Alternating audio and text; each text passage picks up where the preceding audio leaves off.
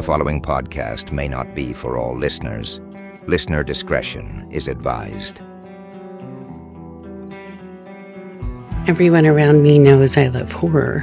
Not just movies, but books and games and music. Rock music that sounds like it crawled out of a grave and nourishes my soul. I watch some bizarre stuff, too. Ever seen the movie titled Rubber? It's about a tire that kills people. I'm not even joking. The tire's name is Robert.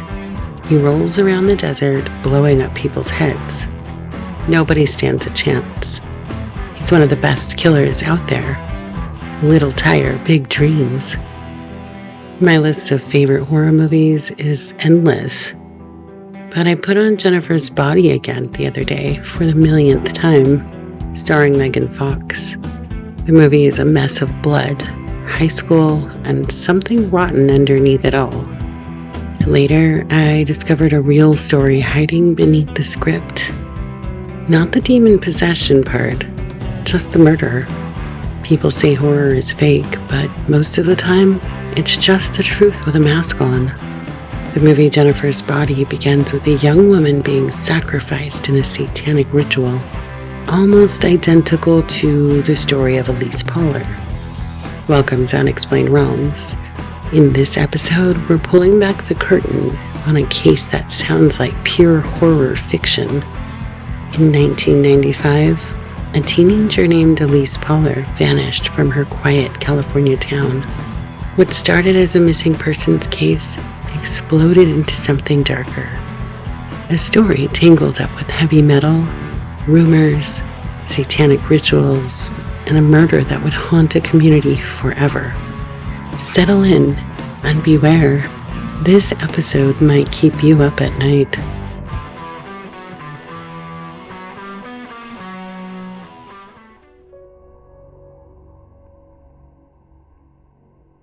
The movie Jennifer's Body opens with something straight out of a nightmare. The character Jennifer, played by Megan Fox, is lured out and murdered by a group of young men. They're not just any regular group of guys. They're desperate, hungry for fame, convinced that killing a virgin within this satanic ritual will launch their band into stardom. Blood is just another shortcut to the spotlight. But that's a movie. In 1995, this same horror bled into real life.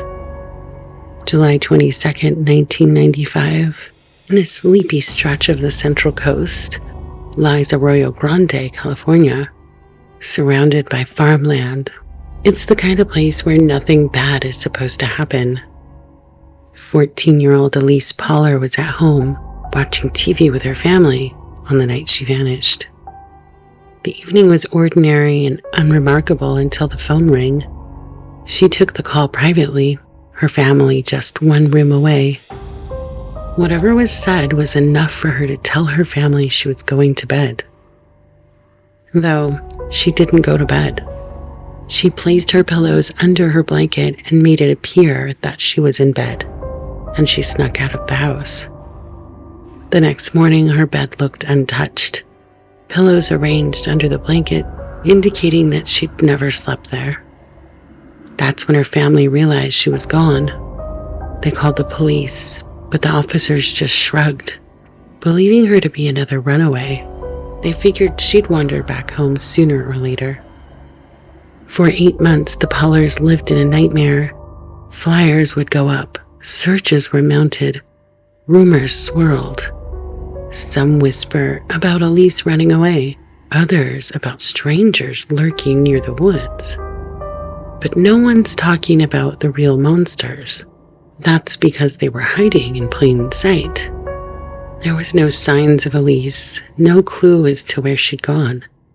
Then, out of nowhere, 17-year-old Royce Casey walked into the police station and confessed. He'd helped kill Elyse, along with 2 friends.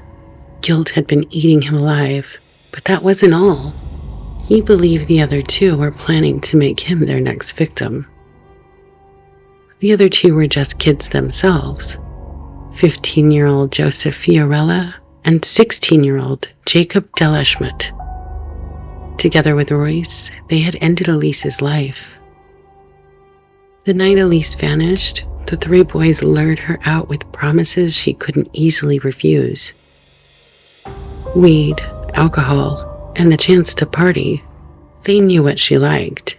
They'd seen her at plenty of parties and hung out with her more than once. Just the night before she disappeared, she'd run into Jacob at a house party. They made plans to meet up the following evening. Jacob had another connection to Elyse. He'd met her before, in rehab. That shared history only made it easier for her to trust him. On this night, their intentions were not to smoke weed and hang out with Elyse. Instead, it was to ambush her and use her in a satanic ritual, an act they believed would grant their heavy metal band name hatred, fame, and power. Elyse showed up at the eucalyptus field, thinking she'd meet friends for a night of drinking and getting high, but she never touched any drugs. Instead, Jacob looped his belt around her neck, while Royce pinned her down, and Joseph drove a knife into her throat. They took turns stabbing her over and over. She lay on the ground bleeding, calling out for her mother, and praying. They finished the job by stomping on her neck.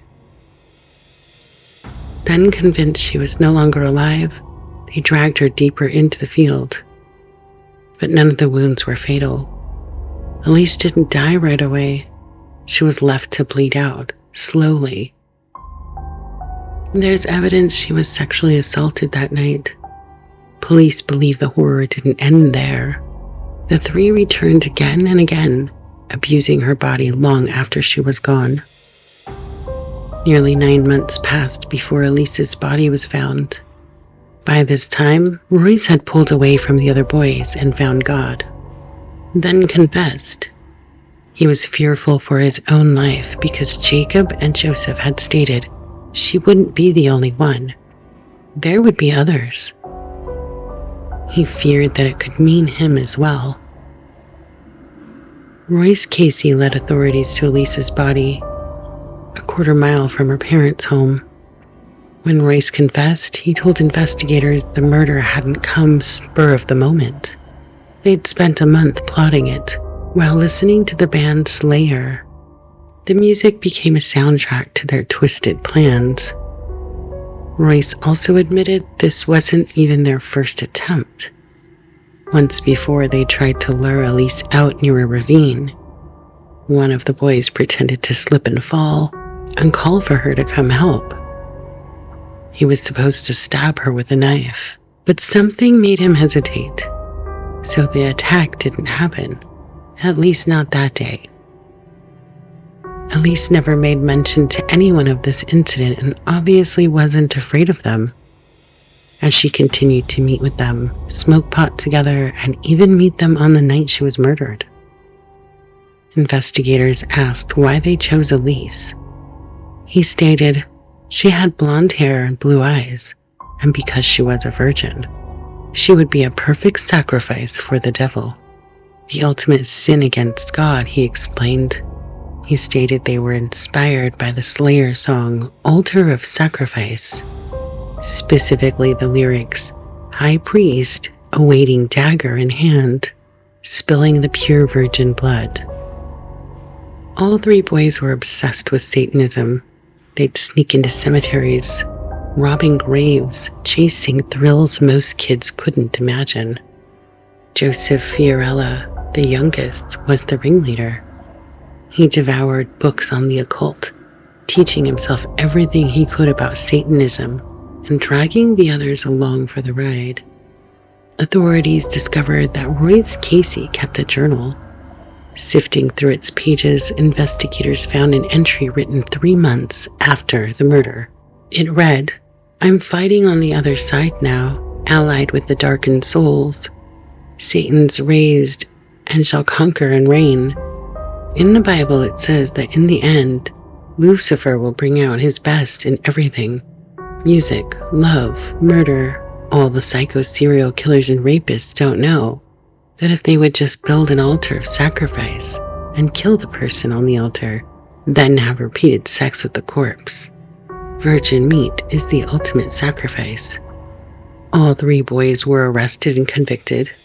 Joseph sentenced to 26 years to life in prison, Royce 25 years to life in prison, and Jacob 25 years to life in prison.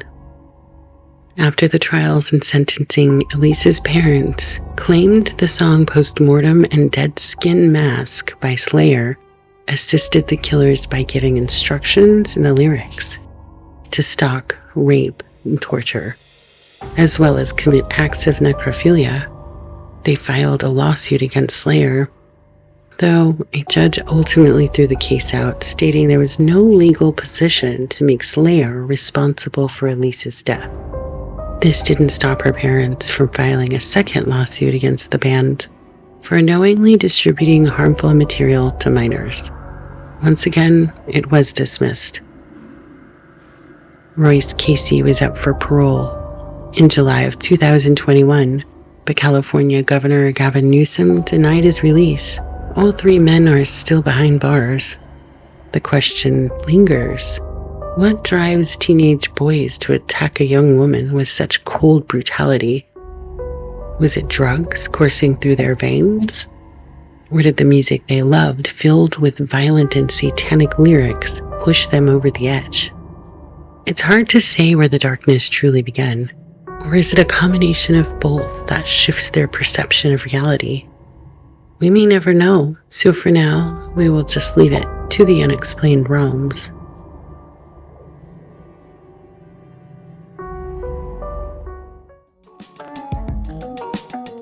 Behind me, you're hearing one of my favorite musical artists, Sarah the Instrumentalist, with the track The Universe is Watching. These days, our world is a place where evil doesn't always look like monsters or cults, but sometimes just like bored teenagers with bad ideas. It's almost surreal, isn't it? Like the beginning of Jennifer's Body, a girl is sacrificed by young men in hopes of fame. The difference is, Elyse wasn't a character in a movie. There was no supernatural twist or chance for revenge, just real fear, loss, and a community left grappling with the aftermath. So next time a scary story draws you in, remember the truth is always messier, sadder, and sometimes more terrifying than fiction. Not every evil person wears a demonic face. Sometimes it's just the quiet kid in the back of the classroom. Thanks for walking through the shadows with me again. Stay curious, stay cautious, and don't forget, sometimes the most unexplained realms are right outside your front door.